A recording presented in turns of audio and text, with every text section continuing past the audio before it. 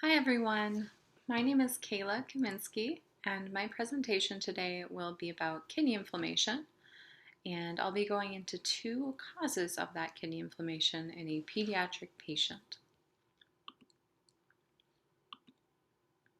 So we're going to start with a case report of the patient. So we have a 9-month-old Hispanic female presenting to the clinic with episodic hematuria for 2 days. Her mother's reporting that she's had a wet cough, stuffy nose, and she was recently diagnosed with an upper respiratory infection. She's also had poor feeding. She reports that the child's urine was initially blood-tinged, bright red on and off, but now it's taken on a darker color similar to Coca-Cola. And she's been wetting fewer diapers. The mother states she developed a rash a few weeks prior to any of the symptoms starting, which has worsened. And her mother denies any significant past medical history. She denies any recent travel. The child is up to date on their vaccines.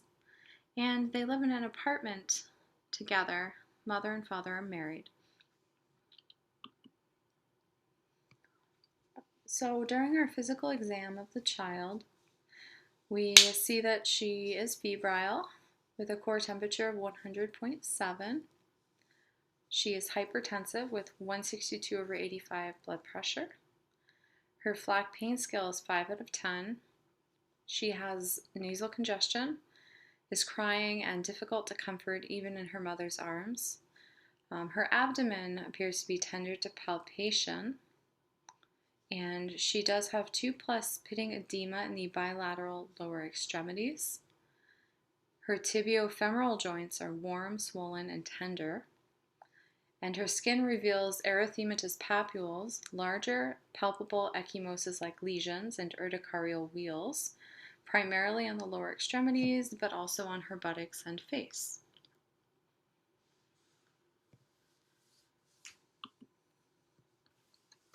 So our lab and diagnostic tests reveal that her creatine is elevated, as well as her albumin. And she has hematuria 3+, and she was also positive for IgA antigen antibody complex deposition in the mesangium of the kidneys. If performed, a renal biopsy would reveal mesangial hypercellularity. Her ANAs were negative, and she's negative for hepatitis B, C, syphilis, and HIV serologies. CBC is within normal limits. So this child is presenting with some of the features of nephritic syndrome and another syndrome called Henoch-Schönlein Purpura. Nephritic syndrome is a clinical syndrome that presents with hematuria, hypertension, edema, and oliguria. The site of injury is mostly endothelial, mesangial, but can also include podocytes, with 20 to 30% of patients with IgA nephropathy progressing to end-stage renal disease in 20 to 30 years. Clinical presentation is going to be dark cola-colored urine, hypertension, edema, oliguria, and renal failure. Laboratory findings will reveal proteinuria, as well as elevated budding creatinine, also known as azotemia. Urinalysis will reveal hematuria, proteinuria, and RBC cast. And a 24-hour urine collection, again, would show moderate proteinuria. Medications typically given for this nephritic syndrome in a pediatric patient may be ACE inhibitors or ARBs to control hypertension and the proteinuria, as prolonged hypertension can cause further renal damage. Side effects of these medications can be hypotension, headache, dizziness, and cough.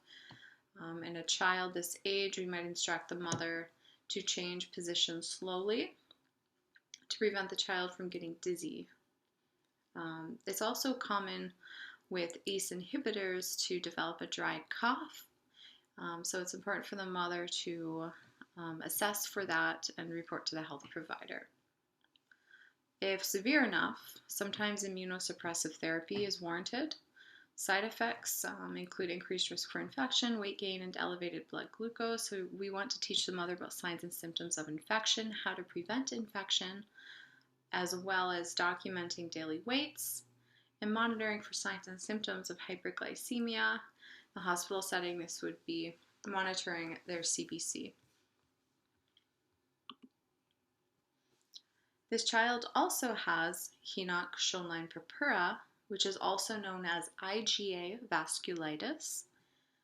It is an IgA-mediated autoimmune hypersensitivity vasculitis of childhood that results in a purpuric rash, abdominal pain, or renal involvement.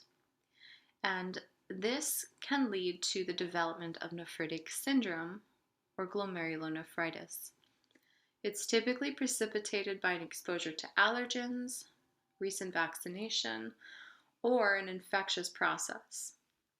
Site of injury typically involves a diffuse vasculitis, which affects the skin, joints, kidneys, and intestines, leading to symptoms in all of these regions. So clinically, they will present with a palpable purpuric rash, typically on the lower extremities, colicky abdominal pain, warm, tender, and swollen joints, as well as oliguria.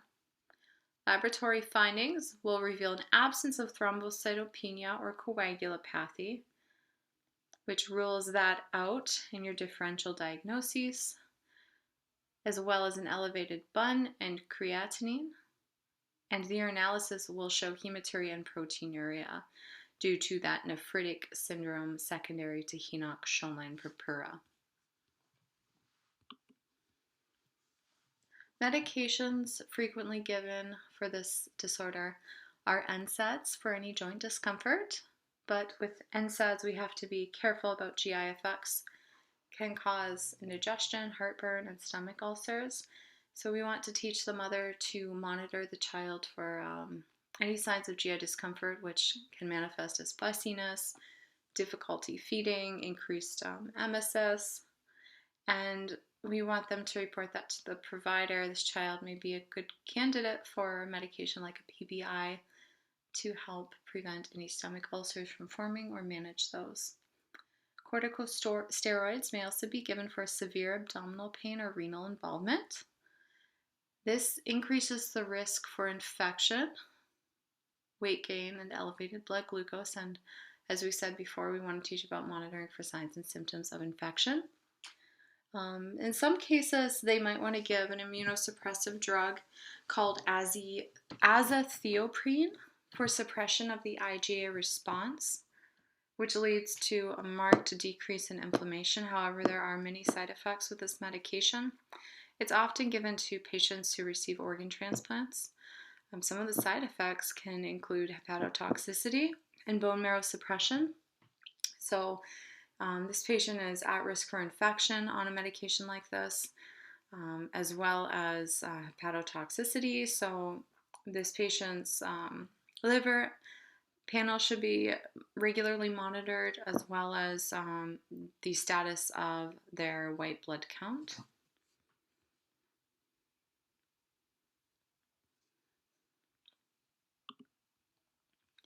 So we have two nursing care plans.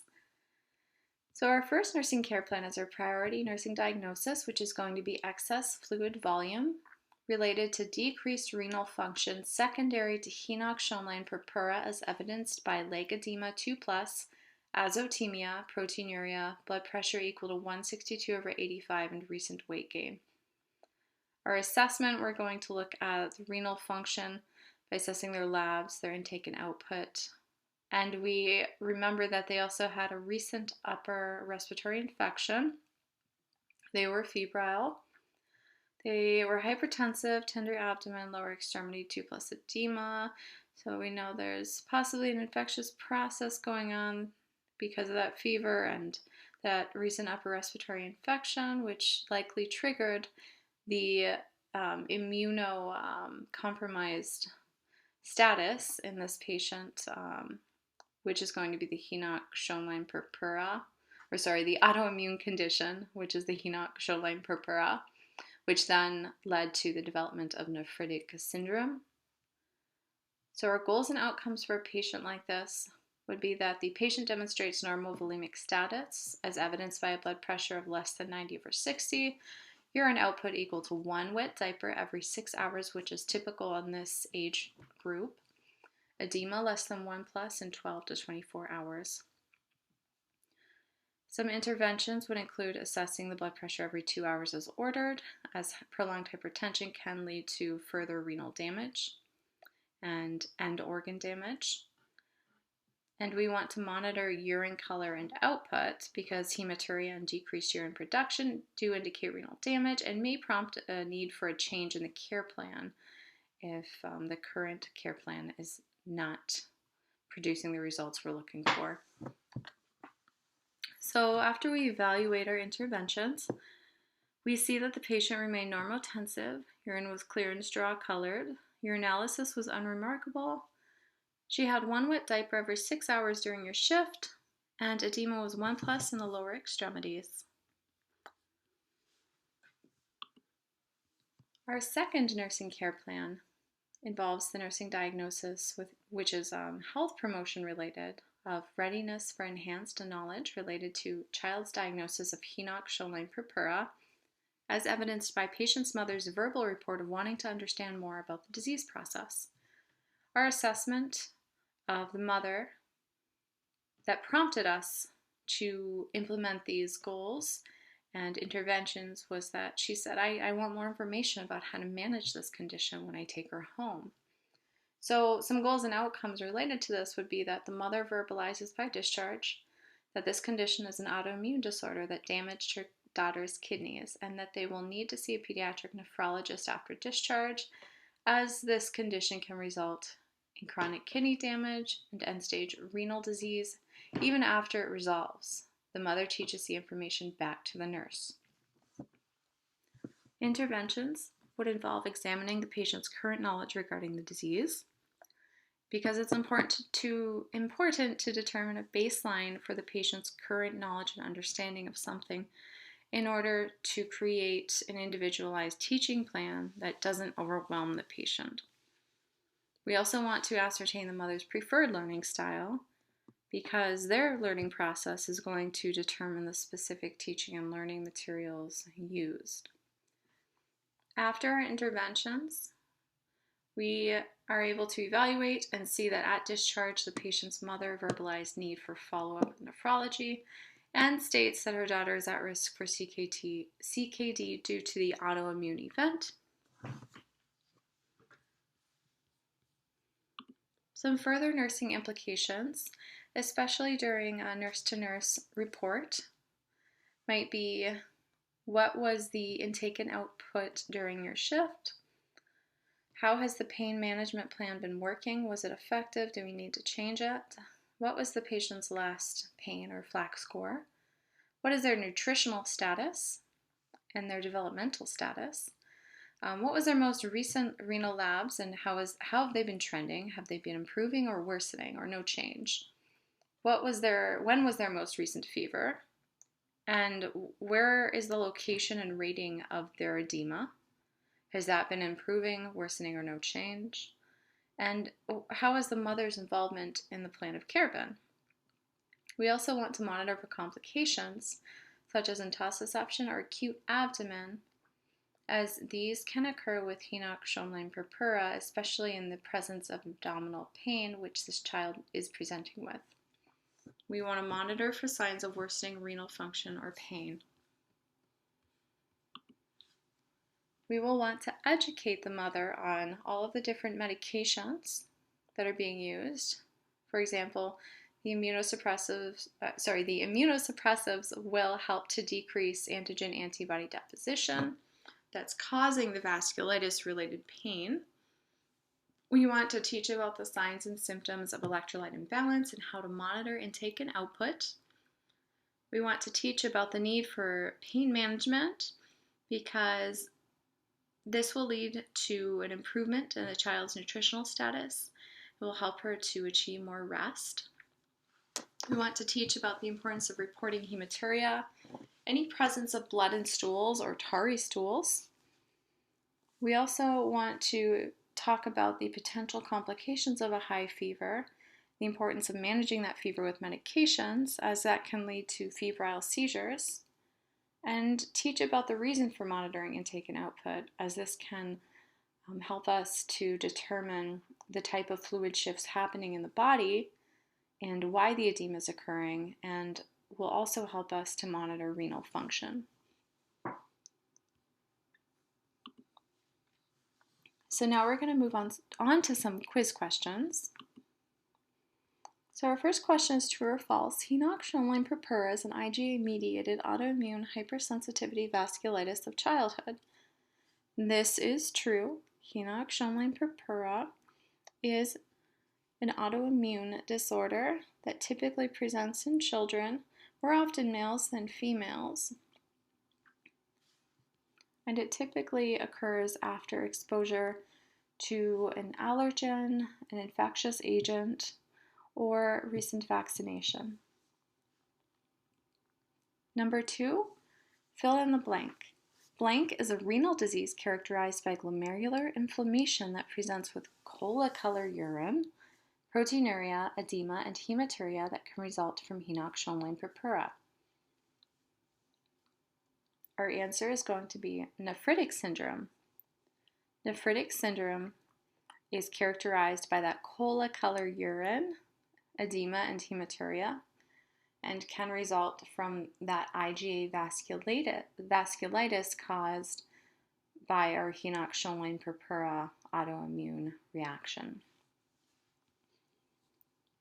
3, following auscultation of abdominal sounds, the nurse recognizes that the cause of colicky abdominal pain in the patient with Henoch-Schönlein Purpura is A, common side effect of corticosteroids, B, mucosal erosions and swelling caused by vasculitis, C, increase in production of stomach acid related to stress response, or D, none of the above.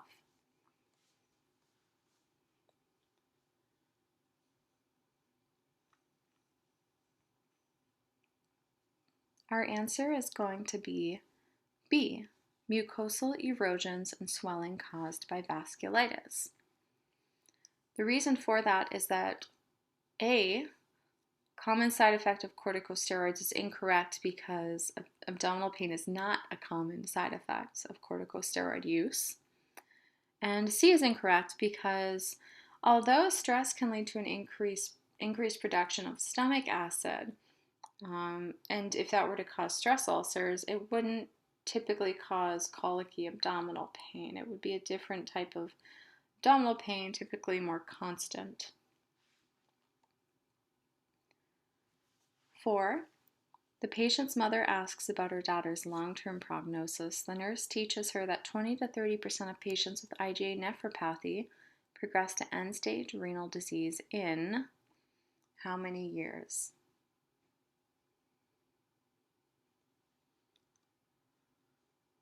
So they typically progress in 20 to 30 years. 5, match the signs and symptoms of the disease to either nephritic syndrome, Henoch-Schönlein Purpura, IgA vasculitis, or both. So we have joint pain. Joint pain is going to be part of that typical triad of symptoms seen in Henoch-Schönlein Purpura, also known as IgA vasculitis.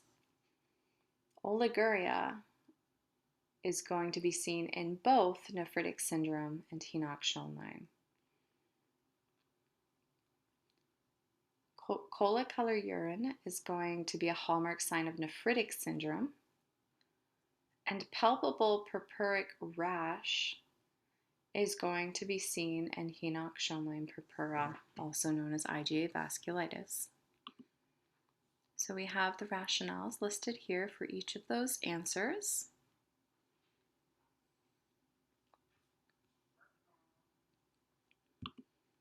And my references for the presentation today. I want to thank you for listening in today, and if you have any questions, please comment below.